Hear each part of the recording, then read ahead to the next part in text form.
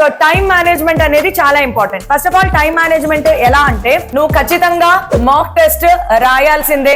Mock test లో 3 hours నువ్వు exam రాస్తున్నావా లేదా చెక్ చెయ్యి. మాక్ టెస్ట్ అనేది ఖచ్చితంగా 3 hours రాయాలి. డివైడ్ 3 hours ఇంటూ మిగిలిన టైం చీట్ కోడ్స్ వాడుకో. ఏంటి మేడం ఈ 40 minutes అంటే, యాక్చువల్ గా నేను 40 minutes కూడా చెప్పను, నేనైతే 30 minutes చెప్తాను. 30 minutes to 40 minutes. First 30 minutes కెమిస్ట్రీతో స్టార్ట్ చెయ్యి. సో ఐపీఈ లెవెల్ క్వశ్చన్స్ ఉంటాయి కాబట్టి start with chemistry. Next 30 or 40 minutes maths కి వెళ్ళమని చెప్తాను. ఇక్కడ చీట్ కోడ్ ఏంటి అంటే do not spend more than 4 minutes per question. Next 40 minutes ఖచ్చితంగా నువ్వు ఫిజిక్స్ లో స్పెండ్ చేయాల్సిందే. సో ఇంకా నీకు ఎన్ని నిమిషాలు ఉంటుంది అంటే ఇంకొక 60 నిమిషాలు టైం ఉంటుంది. బికాస్ 180 minutes కదా మనకి.